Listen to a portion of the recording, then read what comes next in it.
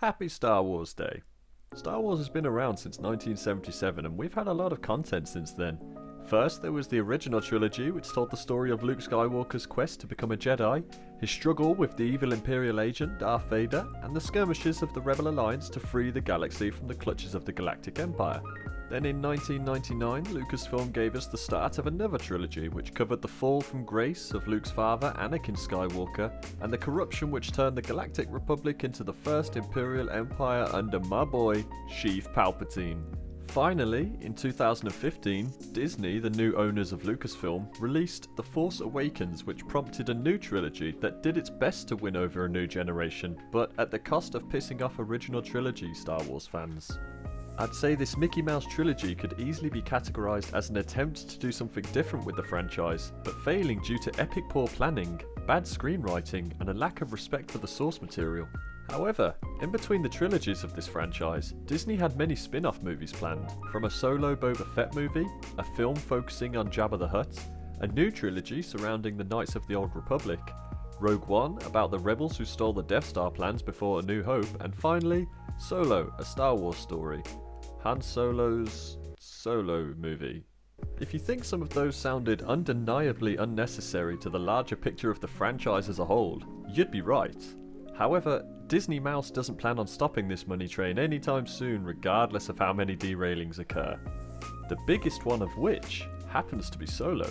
It's bigger than that, Chris, it's large. Production on a Han Solo origin movie actually began in 1997 before Episode 1, but due to a lack of interest, the studio didn't feel the risk was worth the return.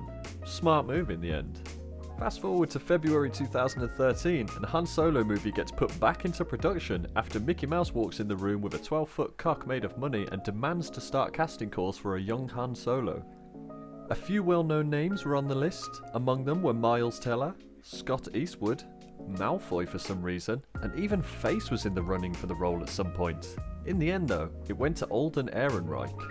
In the following months it was announced that Khaleesi would be playing the love interest, Childish Gambino was cast as a young Lando Calrissian, and Woody Harrelson would be a sort of mentor figure to Solo. Michael K. Williams was originally cast as the movie's antagonist, but due to reshoots, his scenes were replaced entirely and Paul Bettany was cast as the main bad guy. Hashtag whitewashing.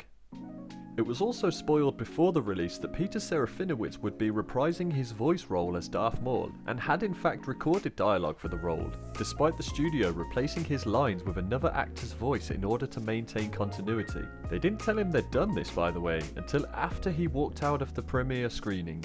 Oof, dick move, Mouse. However, you are a The directorial duo Lord and Miller, famous for such comedies as 21 Jump Street and its sequel, both Lego movies, and the absolutely hilarious Into the Spider-Verse, began filming on Solo in January 2017 with an original budget of around $55 million.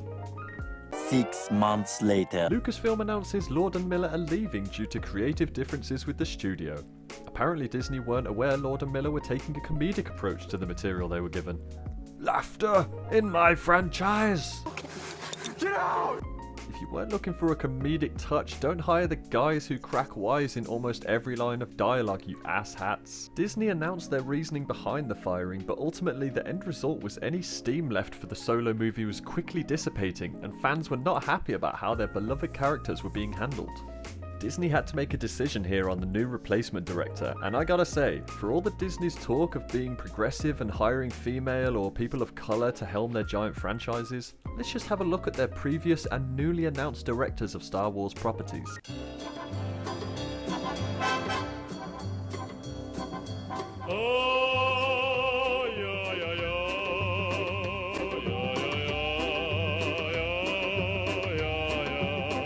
Hashtag Star Wars so white. By June 2017, Disney announced Ron Howard would be finishing the final 3 weeks of principal photography, as well as 5 extra weeks of extensive reshoots as Disney try their best to take some of the humour out of the footage recorded. The end result feels like a heartless journey with no active direction, relying on member berries and playing on the fans' nostalgia for the franchise in order to salvage what they can from this movie. Despite original press releases from Disney concerning reshoots and the final overall budget, the truth about the catastrophic loss to Mickey Mouse's pockets couldn't be held secret for long. In fact, if you don't adjust for inflation, Solo: A Star Wars Story is one of the most expensive movies of all time. With an estimated budget between 275 and 300 million, Solo cost more to make than Avatar, all the Harry Potter movies, every Transformers movie, and, oh yeah, every single Star Wars movie ever. Upon release with its worldwide debut, Solo didn't even scratch the surface of 150 million, meaning that after promotional costs were added to the final fee, Disney would stand to lose just under $500 million on one project. Critically, Solo was meh, but why? It has all the trappings of a blockbuster: famous IP, relevant names, recognizable characters. So what went wrong? Well, let's have a look. We open on our intrepid hero hot-wiring a speeder to escape from people, and before even a minute of film was rolled, we get the opening credits in giant neon letters just in case we needed reminding what we're actually watching. I know it's Solo Disney. That's what I typed into the Pirate Bay search bar. I went to the local DVD shop and looked into the section marked S. Actually, you know what? I did pirate this version, because Disney, if you're going to continue your calculated partnerships with ethnic cleansing and genocides, don't expect any more of my pennies. Back to the movie. Han meets up with Khaleesi, and we find out that they're in love, with plans to leave the seedy underbelly of crime in search of a better life where nobody can tell them what to do. We learn this through what can only be described as the most clunky dialogue delivery I've ever seen in Star Wars, which is no easy feat. You won't have to take orders or be kicked around by anyone. The camera keeps focusing on Han's dice too, like they're supposed to have some great meaning right now just because Rian Johnson says that they will have meaning in The Last Jedi. Oh yeah, remember that movie? Yeah, that's canon still. Han and Khaleesi try to escape through an Imperial spaceport and are shocked when things go wrong. Han makes it through the checkpoint but has to leave Khaleesi behind to the criminals. Don't you fucking know not to trust the Empire? You've grown up on a planet known for building giant star destroyers. We even get shown it at the opening of the film. Or does Han suffer the same problem as Rogue One? It's not a problem if you don't look up. We cut to Han signing up for the motherfucking Empire, and when the Imperial officer asks him his name, he replies, Han. The officer asks him, what's his last name? Who are your people? To which Han says he doesn't have any people. And then we get this little gem of cinematic excrement. Solo. Did we really need to know where Han Solo got his fucking name from? Is that really what fans wanted to see out this film?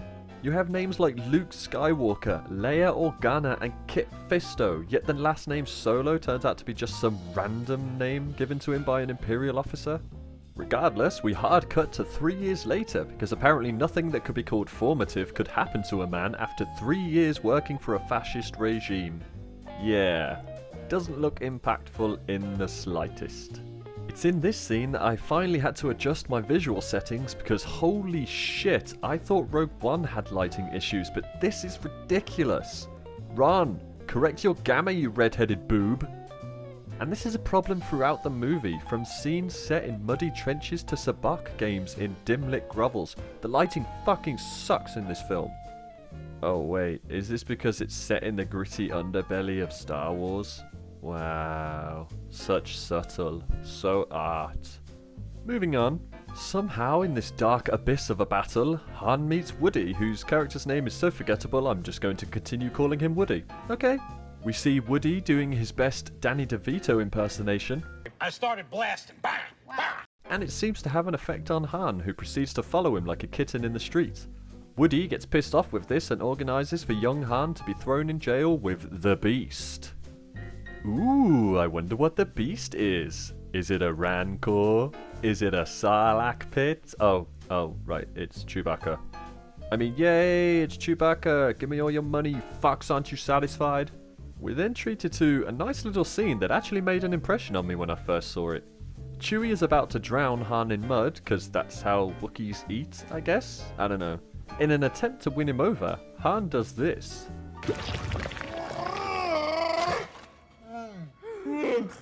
Yeah, I speak a little now, just listen. He speaks Treewook so that the guards above them don't understand what they're saying, and they can hatch a plan to escape together, which is actually kind of clever.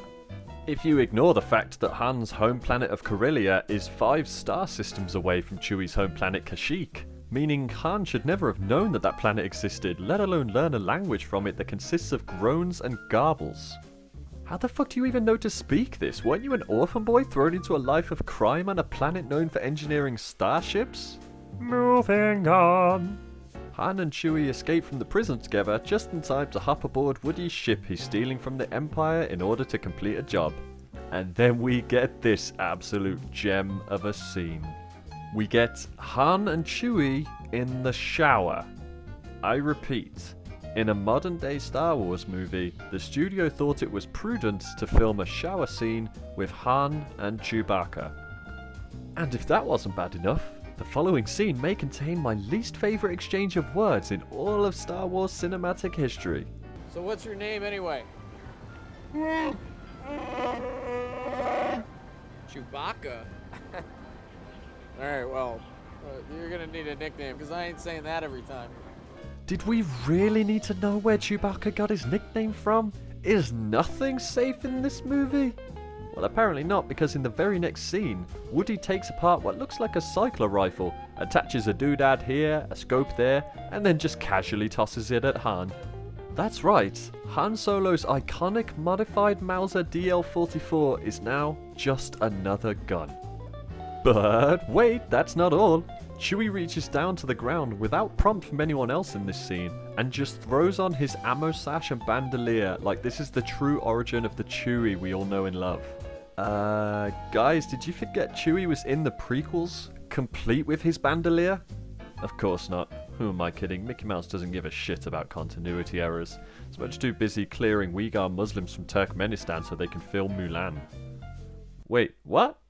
What follows is the first action set piece of the movie, with our heroes attempting to unhook a rail car filled with loot crates and airlift it away using their new Imperial ship. But things go awry when pirates attack them trying to steal the prize from under them. Right. Few things. Why is the Empire transporting goods via a train when flying spaceships exist in this universe? Why would you ever need to transport valuable loot via a rail if you could just fly over the mountain in a fraction of the time?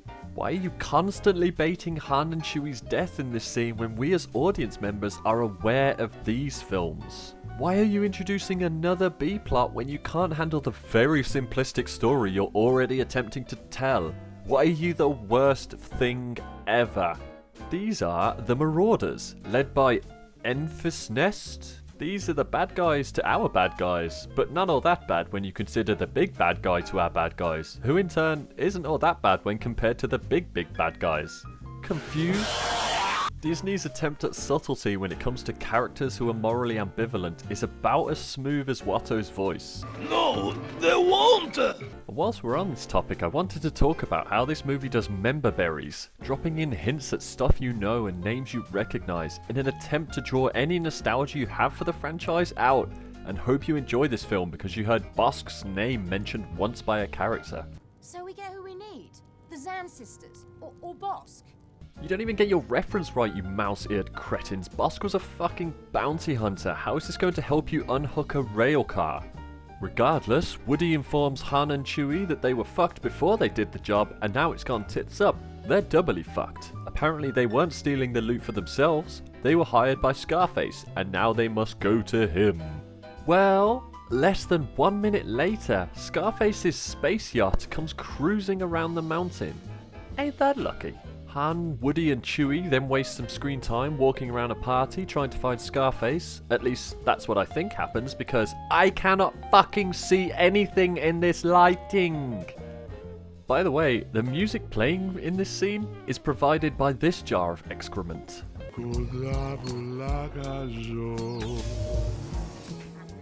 Just listen to that shit. If this is your attempt at the cantina scene from A New Hope, you are way off the high mark. Oh, hi, Mark. Han does his best to avoid interaction with this crowd until sudden Khaleesi surprises him from behind, and we get a reunion after these two not seeing each other for over 3 years. Han asks her, "How did you get out?" She replies, I didn't. Yeah, no shit, you have the logo for your crime syndicate around your neck. Khaleesi gets them 2 drinks, and we see she's also branded with the logo too. I know this because the film lingers on a close-up of her arm just to let you know she's in deep with the space gang. She asks Han, what are we drinking to? And Han says, let's drink 2 and see where it goes. And then we get treated to Chewie being the absolute best thing about this movie. Fucking fantastic Chewie, never change mate. Woody meets up with Scarface and introduces them to Han and Chewie. Scarface even refers to Khaleesi as... I see you've already met my top lieutenant. Was this dialogue written by a 12-year-old? My top lieutenant. Also, Khaleesi went from the slums of Corellia to top lieutenant of a crime syndicate in just 3 years? Everybody has a meeting in Scarface's office and decide that Woody, Chewie, Han and Khaleesi will steal raw MacGuffin from another crime syndicate, refine it themselves, and make up the debt to Scarface they accrued from Act 1. And, wait a second, is that what I think it is? Enhance 34 to 36.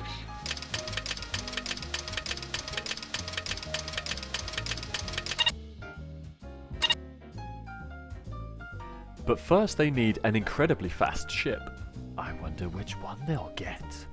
Khaleesi says she knows a guy, and this is where we're introduced to a character I thought I would enjoy. Childish Gambino's version of Lando Calrissian may be the weakest part of the movie, whereas Alden Ehrenreich made a wise choice not to mimic a young Harrison Ford. Gambino made a creative decision to do his best Billy D. Williams impersonation, and it is easily one of the most off-putting aspects of this movie. Regardless, the scene goes on to its conclusion of Lando cheating at the game, leaving Han in a fucking pit of debt to him and owing him a faster ship than the Millennium Falcon. Scratch that actually, because Lando completely forgets this debt 45 seconds later. In fact, this giant debt owed to him is never actually brought up again. I do wonder if this is an editing mistake, because when Disney fired their directors, they also fired the editor at the same time. Good job, Disney. Lando meets with Khaleesi and she asks him for a ship. He agrees to help on the job for 50% of the take, which after Woody enters the scene, becomes 25%. This all gets broken up, however, by, in my opinion, the worst character from Star Wars ever, period, full fucking stop. Worse than Snoke. Worse than Shrek even. Worse than fucking Jar Jar Binks. This, viewers, is L3. A social justice droid fighting for droid rights in the Star Wars universe and Lando's first mate on board the Millennium Falcon. Social politics in Star Wars. You should not be doing this! They're using you for entertainment! Excuse me? Aren't you a fucking machine? Are you not simply a tool designed to accomplish tasks? Droids! We are sentient! We are sentient? Are we trying to say every single droid in the Star Wars universe has a soul and free will? Because I have to admit, it's not wise to introduce a canon-breaking aspect 11 movies into your cinematic universe. Are we to assume this droid has a soul? Or these droids? Is the studio forgetting that a fucking war was fought with droids? Now they're not just scrap, they're fallen metal comrades shot down in battle. Moving on with the plot, Lando tells Han, I actually would have a memory wiped. But she's got the best damn navigational database in the galaxy. Wait.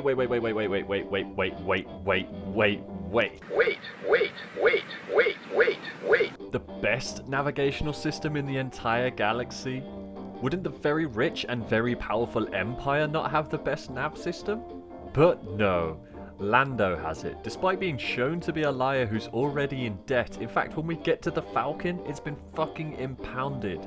But he has the best nav system in the entire galaxy installed on his fucking social justice droid.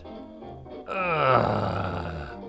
Regardless, they use the Falcon to jump to hyperspace to Kessel, but not before we get this. Oh, my sacro-occipital circuit is sticking. You're gonna have to do that thing again later. Yeah.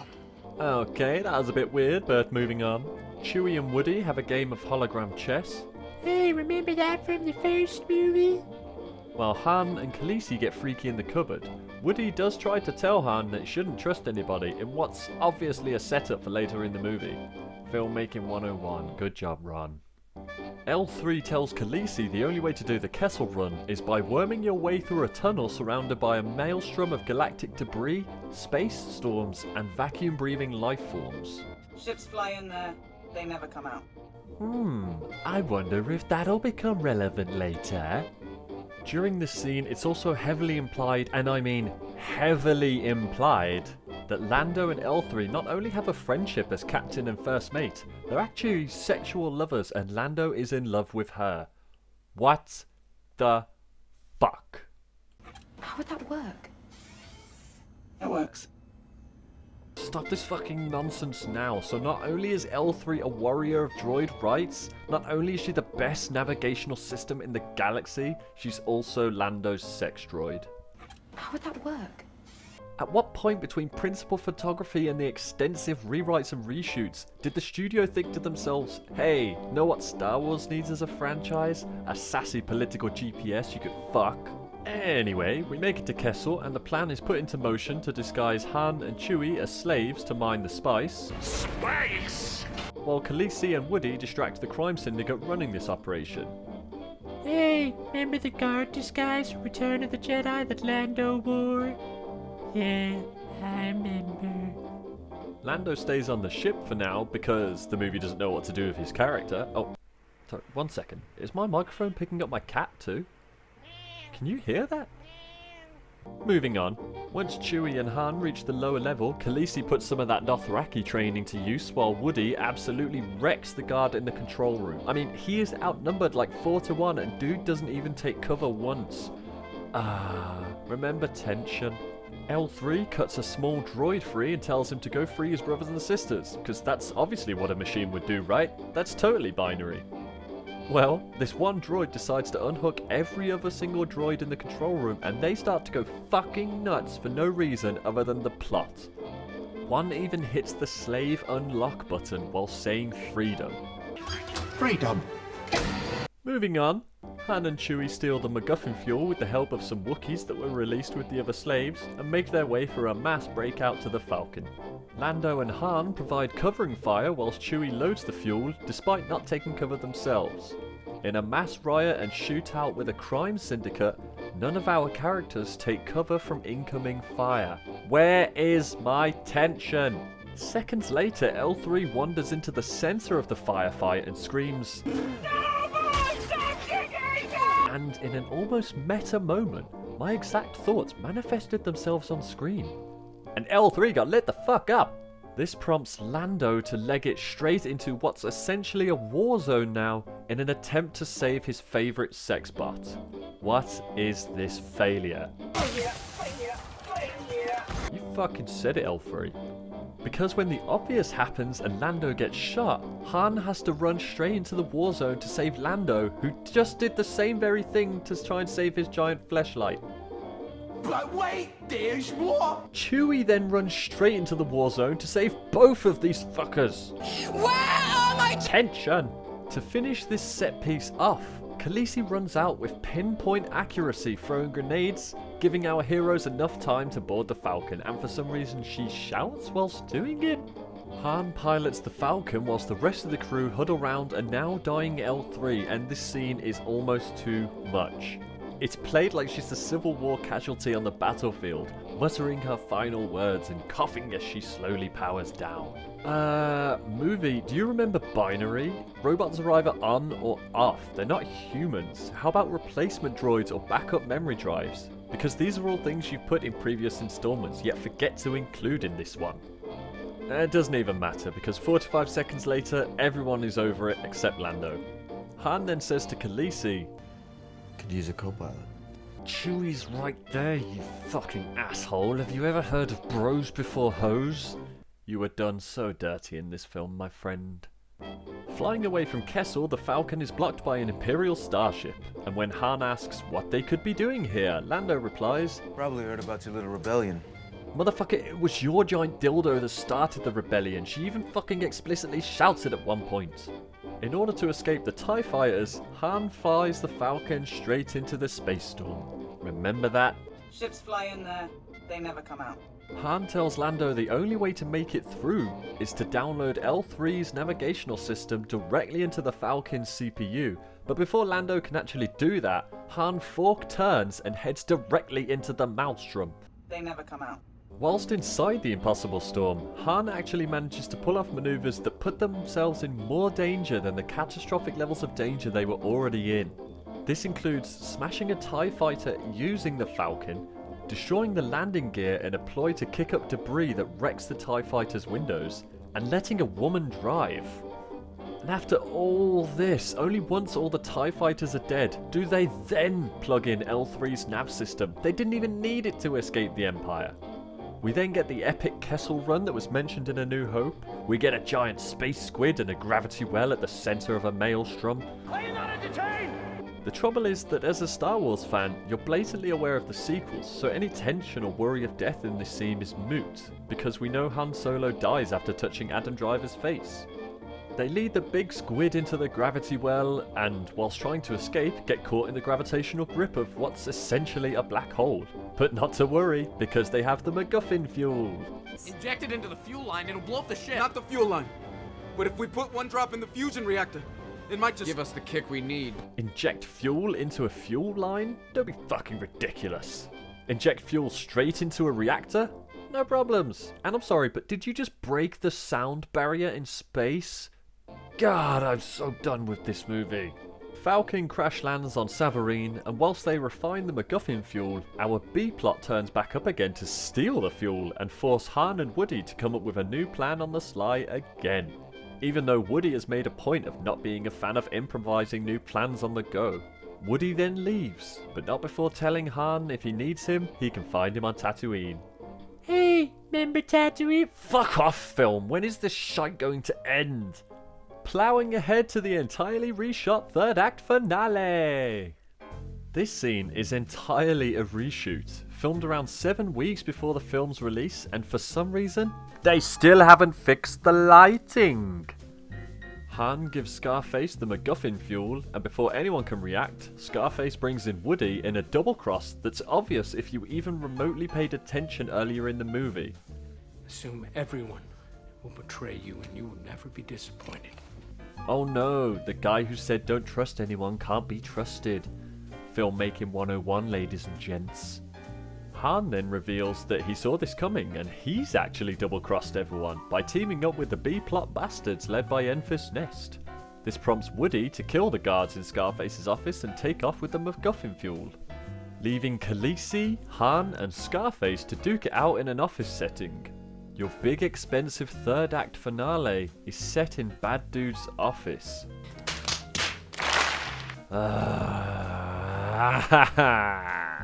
Khaleesi then double-crosses Han in a ploy to make Scarface drop his defense so that she can triple-cross him and use a sword to stab a knife into his chest.